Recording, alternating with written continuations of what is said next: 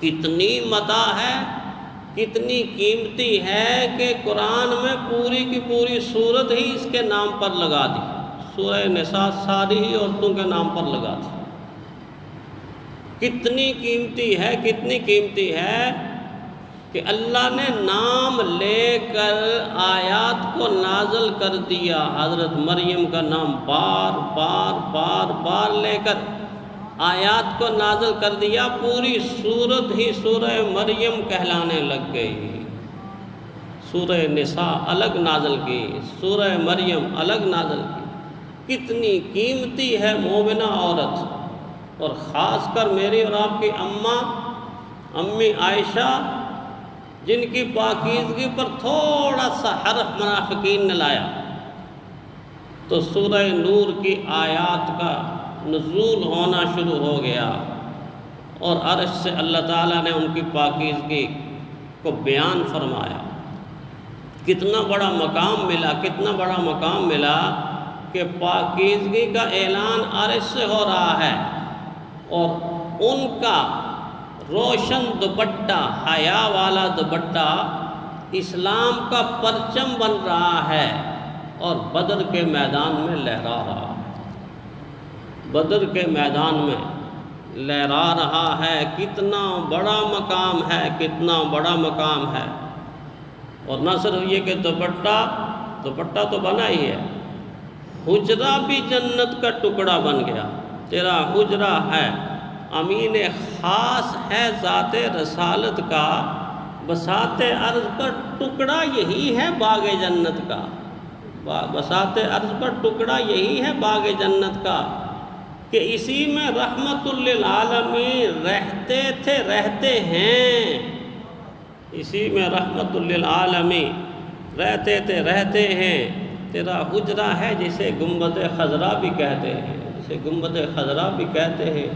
اور اسی سے رحمت للعالمین میدان حشر کو اٹھیں گے، مگر تنہا نہیں اٹھیں گے، معاذ شیخین اٹھیں گے، ابوبکر اور عمر کے ساتھ اٹھیں گے۔ تو میں بات کر رہا تھا کہ مومنہ خاتون کو اللہ نے کیا مقام دیا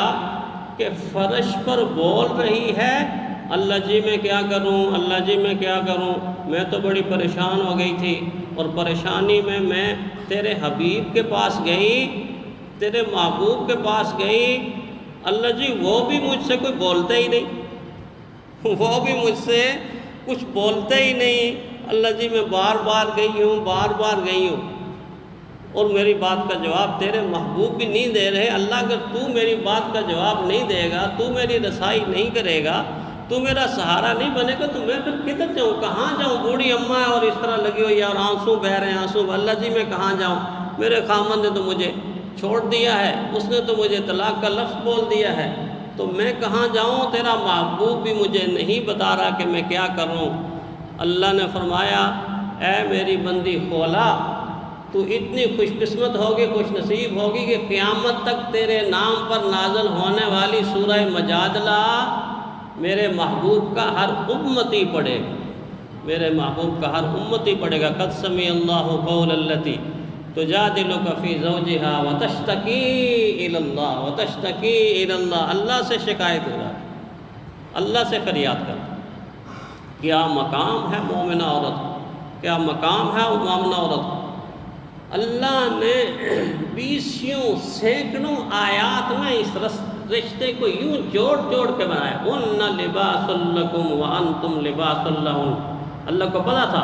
کہ مغرب کی گندی تہذیب عورت اور مرد کو مقابلے کے اوپر کھڑا کر دے گی۔ اللہ نے فرمایا تم ایک دوسرے کے مقابل نہیں ہو، تم ایک دوسرے کے فریق نہیں ہو، تم ایک دوسرے کے رفیق و رفیق۔ والمؤمنون والمؤمنات بعضهم اولیاء بعض، تم نیکی کے کاموں میں ایک دوسرے کے رفیق ہو، شفیق ہو، معین ہو، مددگار ہو۔ یہ شیطانی تہذیب تمہیں ایک دوسرے کا فریق بنا کے مقابلے پہ کھڑا کر دے گی، عورت مرد کے مقابل اور مرد اور نا نا نا نا۔ اس سے پہلے تہذیبوں میں جب بھی یہ مرحلہ آیا، ان تہذیبوں نے عورت کے اوپر ظلم و ستم کے پہاڑ توڑ دیے، ظلم و ستم کے پہاڑ توڑ دیے۔ یاد کریں اس تاریخ کو، عرب کی جاہلیت کے زمانے کی تاریخ، کہ اس وقت چلتی پھرتی ہنستی کھیلتی بچی کو اٹھا کر منو مٹی کے نیچے دفنانے والے عرب جاہل تھے، اور عرب جاہلوں نے اس کو زمین کے نیچے زندہ دفنا دیا، اور ہندو بدبختوں نے مذہب کے نام پر اس کو خامند کے ساتھ زندہ جلا دیا۔ عیسائیت کے پیروکاروں نے اپنی گندی تہذیب کے ذریعے صبح بھی رلایا شام کو بھی رلایا، یہودیت کے ماننے والوں نے قدم قدم کر اس کو ستایا، اور اس نئی دجالی تہذیب کے وحشیوں نے اور درندوں نے اور جنسی وحشیوں نے اور ہوس کے پجاریوں نے اور شہوت پرستوں نے اپنی شہوت کو پورا کرنے کے لیے آج کی حوا کی بیٹی کو بے لباسی کے عالم میں سولی پہ لٹکا دیا، بے لباس کر دیا ہے، اس کو بہکایا ہے، اس کو مارکیٹ کا شو پیس بنا کر اس کی قدر و قیمت کو ختم کر کے رکھ دیا، عزت اور ناموس کو پوری انسانیت کے سامنے آزادی کے نام پر آوارگی دے کر پوری انسانیت کے سامنے اس معصوم عورت کو تماشا بنا دیا ہے، اس کی معصوم اور روح اور جسم کو کچل کر اپنی ہوس کو اس انسان نے مٹا دیا ہے۔ مگر دیکھ لیجئے دین اسلام کے رحمت بھرا پیغام آیا، دین اسلام نے نہ دفنایا، نہ جلایا، نہ رلایا، نہ بہکایا، نہ سر عام معاذ اللہ نچایا، نہ موت کی نیند سلایا،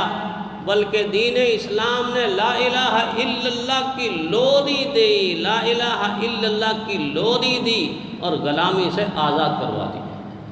غلامی سے آزاد کروا دی۔ غفلت کی نیند سے دین اسلام نے جگایا، سر پہ حیا کا تاج سجایا، گھر کی ملکہ بنایا اور جنت کا راستہ دکھایا، وراثت اور مہر میں حقدار ٹھہرایا، اس کے تقوی اور اس کے علم کی چمک سے پھر سارا جگ جگمگایا، اس کے آنسوں کی لاج رکھی، اس کے دوپٹے کو اسلام کی عظمت کا پرچم قرار دیا۔ یہ دین اسلام کا پیغام، اتنا خوبصورت پیغام ہے، دنیا کا کوئی نظام اتنا خوبصورت پیغام نہ دے سکتا ہے، نہ دکھا سکتا ہے۔ بہت پیارا کسی نے کہا کہ اے ماؤ بہنوں بیٹی، کیا رشتے ہیں، حرام حلال کا مسئلہ بھی سمجھایا تو ماؤں بہنوں بیٹیوں کے رشتوں کے ساتھ حرمت علیکم امہاتکم و بناتکم و اخواتکم و خالاتکم، آپ دیکھ لیجئے ذرا چوتھے پارے کے آخری آیت، ماؤں بہنوں اور بیٹیوں ان رشتوں سے حرام کے رستے کو کیا پیارے پیارے رشتے گنوا رہا ہے قرآن، ذرا اپنے خود جا کے پڑھیں، ترجمہ پڑھیں۔ تو کہا اے ماؤں بہنوں بیٹیوں، دنیا کی زینت تم سے ہے، ملکوں کی بستی ہو تمہیں، قوموں کی عزت تم سے ہے، اس لیے کہ ماں بنتی ہے تو جہان بنتا ہے،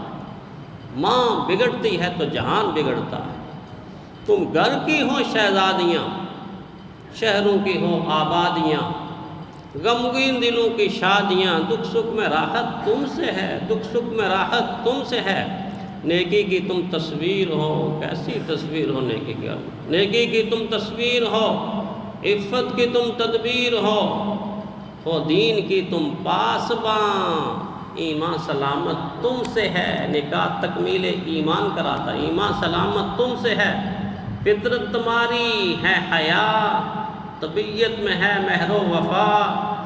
گٹی میں ہے صبر و رضا، انسان عبادت تم سے ہے، ہم تو عبادت کے اندر مصروف رہتے ہیں، یہ ہماری سحری افطاری بنا کے ہماری عبادت کا بھی اجر لے رہی ہوتی ہے۔ مونس ہو خامدوں کی تم، غمخوار ہو فرزندوں کی تم بن ہے گھر ویران سب، گھر بھر میں برکت تم سے ہے، تم آس ہو بیمار کی، ڈھارس ہو تم بیکار کی، دولت ہو تم نادار کی، اسرت میں عشرت تم سے ہے، سکھ ہی سم تک سے ہے، بشرطے کہ ایک انسان پہچانے نا چاروں رشتوں کو، ماں کے رشتے کو، بیوی کے رشتے کو، بیٹی کے رشتے کو، بہن کے رشتے کو پہچانے، تو پھر پتہ چلے کہ دین اسلام نے ان رشتوں کے اندر کیا کیا راحت اور رحمت کے سامان رکھے ہیں، کیا کیا راحت اور رحمت کے سامان رکھے ہیں۔ تو میں عرض کر رہا تھا کہ عورت نے اسلام نے عورتوں کو رفتیں بخشیں، مقامات بلندی بخشیں، عظمتیں بخشیں، اور رشتوں میں پرویا، اور رشتوں میں پرونے کے ساتھ ساتھ ان کا حدود اربع سمجھا۔ آنکھ کی مثال میں نے دی، 30 مثالیں آپ قائم کریں، اور قائم کر کے ذرا دھیان دیں ان کے اوپر کہ کتنی ہی قیمتی چیزیں ہیں جن میں اللہ پس پردہ رکھتا۔ اللہ کی ذات مجھے اور آپ کو نظر آتی ہے۔ خدائے ذوالجلال ساری انسانیت کا خالق و مالک، مگر پردے میں تقاضا بھی ہے، ایمان بن غائبن دیکھے ایمان لاؤ، اللہ کی ذات پردے میں، فرشتوں جیسی مخلوق پردے میں، جنت میرے آپ کے لیے پردے میں، اور اس کے علاوہ دنیا کی چیزوں کو دیکھو کہ قیمتی چیز کو کیسے سنبھالا۔ انڈا روز کھاتے ہو، دیکھتے ہو، سخت چھلکا اوپر لگایا، اور سفیدی اس کے اندر، زردی اس کے اندر، زردی اس کے اندر۔ اسی طرح دیگر چیزوں کو آپ دیکھیں ذرا، انسان کے اعضاء پر غور کریں، ہونٹوں کے اندر دانتوں کو لگایا، اور دانتوں کے اندر زبان کو لگایا، زبان کے یار عجیب ایک ہونٹوں کی باڑ لگائی، اور پھر ہونٹوں کی باڑ کے بعد 32 چوکیدار کھڑے کر دیے،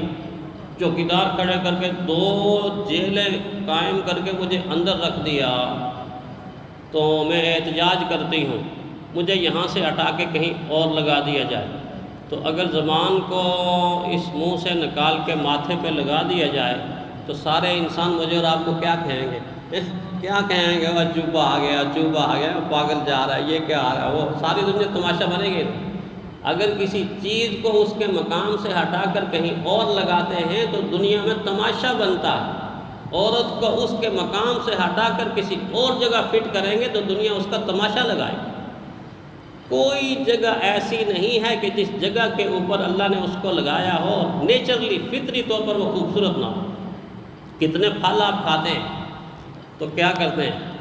کنوں کا چھلکا اتارتے ہیں کہ نہیں اتارتے؟ اتارتے کہاں پھینکتے ہیں؟ باسکٹ میں، اور اندر والی چیز قیمتی ہے، اس کو آپ استعمال کرتے ہیں۔ تو باہر والی چیز اتنی قیمتی نہیں ہوتی، بادام کو دیکھیں، اخروٹ کو دیکھیں، اس طرح دیگر ساری کی ساری چیزوں کو دیکھیں، جو چیز قیمتی ہوگی وہ غلافوں کے اندر ہوگی، وہ پردے کے اندر ہوگی، وہ سنبھال کے رکھی ہوئی ہوگی۔ موجودہ زمانے کی مومنہ عورت اس چیز کو سمجھ نہیں سکتی کہ ہمیں تو دین اسلام نے اتنا قیمتی بنایا ہے کہ ہمارے لیے وہ نظام ترتیب دیا ہے کہ جس نظام میں اگر ہم چلیں گی تو جنت 2 قدم کے اوپر ہے، خاتون کی جنت 2 قدم کے اوپر۔ تو عرض کرنے کا مقصد یہ ہے، چونکہ وقت ختم ہو گیا، کہ فی زمانہ جو تہذیبی یلغار ہے، تہذیبی جنگ ہے، اس جنگ کے اندر اپنے نوجوان بچوں کو اور بچیوں کو دینی تعلیم کے ذریعے سے ان کا اصلی مقام اور مرتبہ شناسا کروائیں، پہچانیں، پھر وہ انشاءاللہ العزیز عائشہ کی بیٹیاں بنیں گی، ریڈلی بھی ہوگی تو افغانستان میں جا کے مریم بن جائے گی۔ اللہ تعالی ہمیں دین کو سیکھنے کی، سکھانے کی توفیق عطا فرمائے۔